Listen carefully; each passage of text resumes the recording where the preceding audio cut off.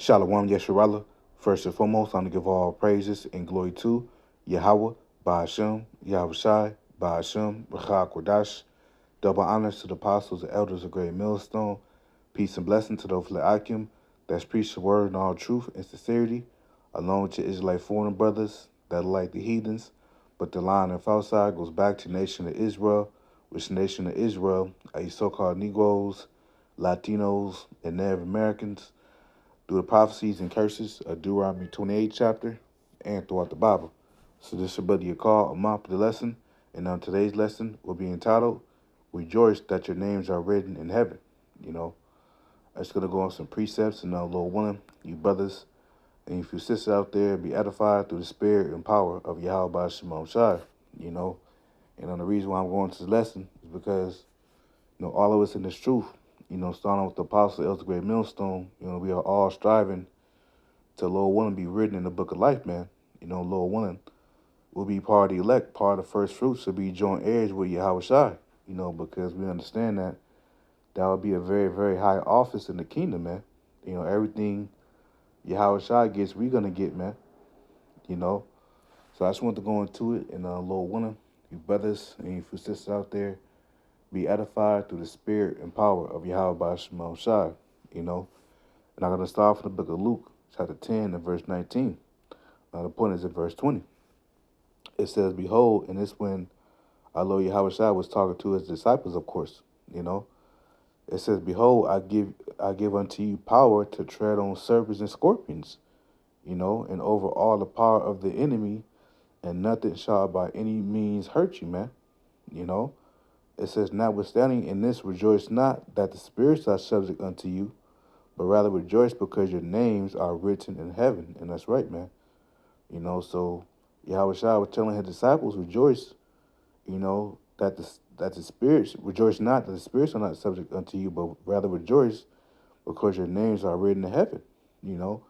And that goes into written in the book of life, the elect, because the disciples, the 12 disciples who later became apostles, were part of the elect, excluding Judas Iscariot, you know. And, our names being written in life, that's having a good name, because when you go to Proverbs, I believe it's Proverbs, no, it's Ecclesiastes 7 and 1. It says, a good name is better than precious ointment, right? So a good name is better than precious ointment because precious ointment can heal you, you know, or it can, be very, it can smell very good, be high valuable, but a good name is better than that, man. It says, in a day of death than a day of one's birth, and that's right. So a good name is better than precious ointment, man. And that's what we're striving to have, that good name, that great name, because if you read about our forefathers, you know, the scriptures, in the Apocrypha speak about let us praise famous men. Just trying to find it real quick. Yep. God love Yahweh Shemon Shai. This is Sirach 44 and verse 1, and that's the spirit, 144, and our righteous forefathers were a part of the elect because we understand these signs that the 144, 144 is the elect of the house of David. It says, Sirach 44 and 1, it says, let us now praise famous men and our fathers that begot us. The Lord had wrought great glory by them through his great power from the beginning, And let's go down, you know. Just gonna read a few, and it starts off with Enoch. When you read verse 16, it says, Enoch pleased the Lord, Yahweh Shemon Shai, and was translated, because Enoch, he didn't die. He was beamed up into a chariot, you know. It says, Enoch pleased the Lord and was translated, being an example of repentance to all generations. And that's right. And that's the ultimate uh, thing you want to, that's what we want to accomplish, man, to Lord willing to be part of the to get beamed up in the chariot when our Lord Yahweh Shai comes back. It says, verse 17, Noah was found perfect and righteous in the time of wrath. He was taken in exchange for the world. Therefore was he left as a remnant unto the earth when the flood came, man. because Noah, he was the elect, man, you know, and him and his household, which were 8 souls, were saved out of that great flood the Lord sent, man.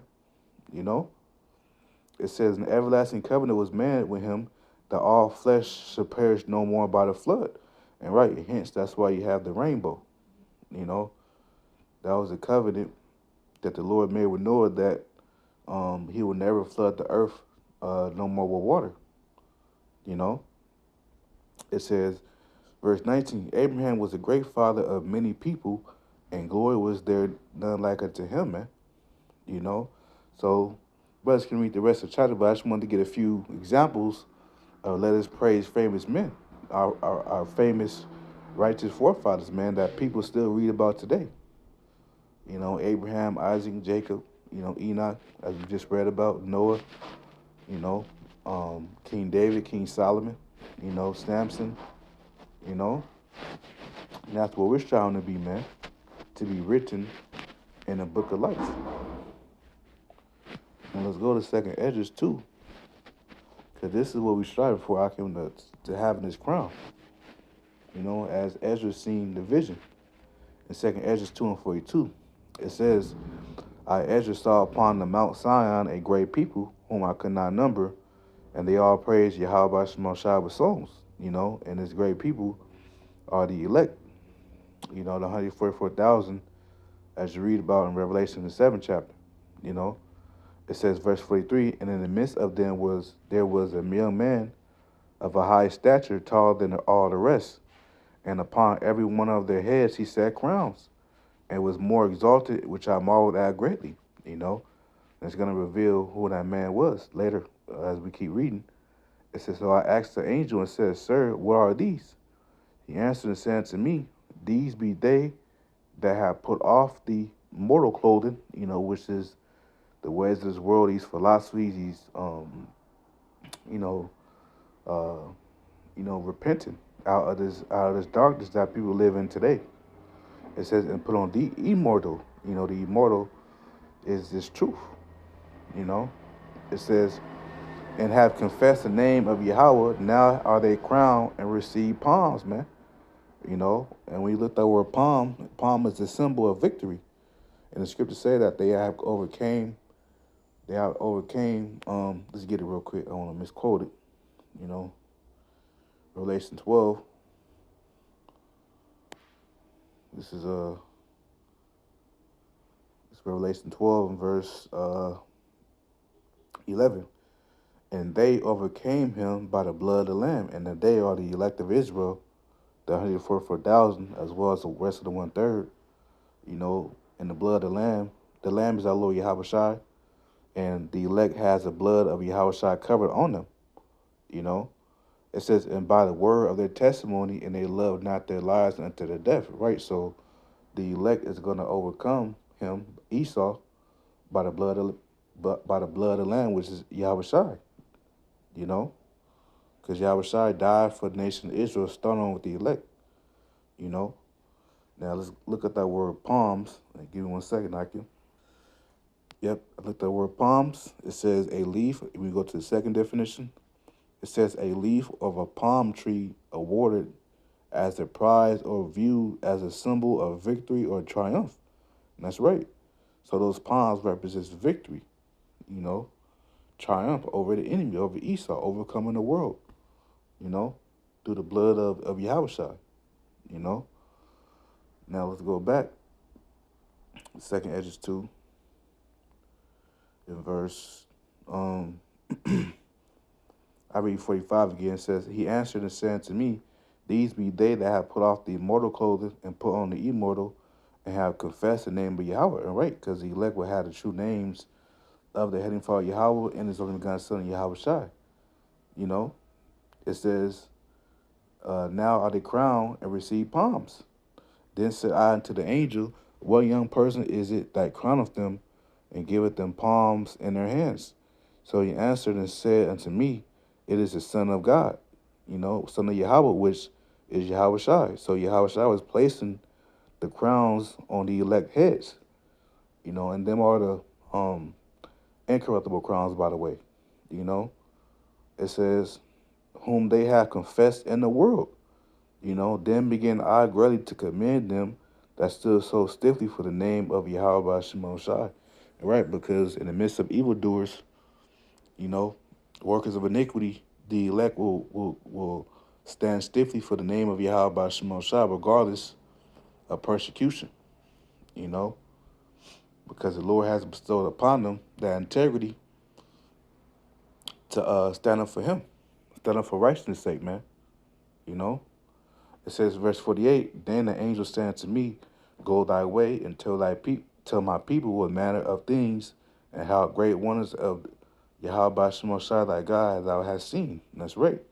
So this is what we're striving for, Akim, just to get that crown, man, to be placed on our heads by our Lord Yahweh Shai. But it's not going to be easy. It's going to be a great tribulation, Jacob's trouble.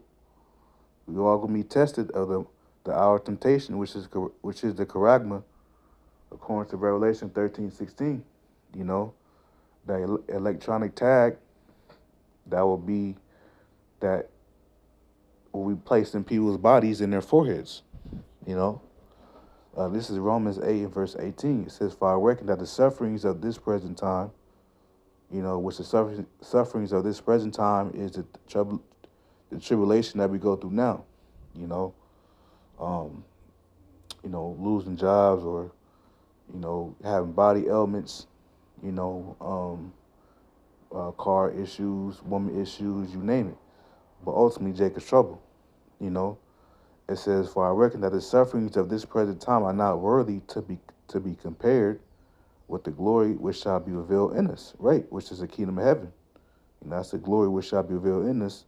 So the afflictions, the Jacob show, all the afflictions that we go through right now and in the future, none of our afflictions are going to be compared to the kingdom of heaven, man. The glory that's going to be revealed, the glory that's going to be revealed in us, you know.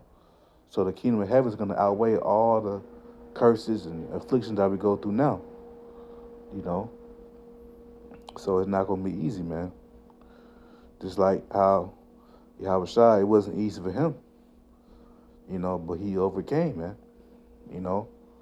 because the Heavenly Father Yahweh put the spirit on our Lord Yahweh Shai to overcome, you know, and the Lord's going to grant that same spirit for the elect to overcome, this power structure, this system, man, you know.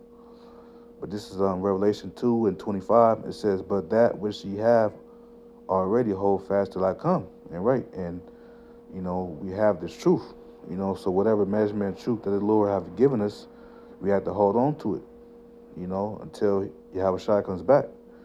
It says, "And he that overcometh and keepeth my works unto the end, to him will I give power over the nation." And that's right. So Lord willing, that scripture applies to us, man, because we all want to overcome, and keep the works until Yahweh Shemel Shai to the end. Keep making our videos, going out on the highways and byways, teaching the word, being diligent to the best of our ability according to our lot. That's what we want to, want the Lord to keep that same spirit on us, that same fiery spirit on us, according to Brother's Last, of course. It says, verse 27, "And he shall rule them with a rod of iron, as the vessels of a potter shall they be broken to shivers, even as I receive my Father." Right, so, the elect, Yahweh Shai and the elect, they're going to be ruling over the heathen nations with that rod of iron, because we're going to be the next judges in the next world to come, Lord willing. Starting with Yahweh Shai, because it's going to be Yahweh Shai's kingdom on earth, It says, "And I will give him the morning star," morning star meaning the Luciferians on the right-hand side, which Luciferian just means the bearer of light or light bearer, and that's going to be Yahweh Shai and the elect, the governing body in the kingdom. We'll have that. Going to be Luciferians on the right-hand side, because a lot of people think that, especially Christians, think that Lucifer is evil and wicked. No, it just means light bearer. Esau is a light bearer right now on the left hand side, on the wicked side, but we're gonna be in the kingdom on the right hand side, starting with Yahweh, you know? That's all it means.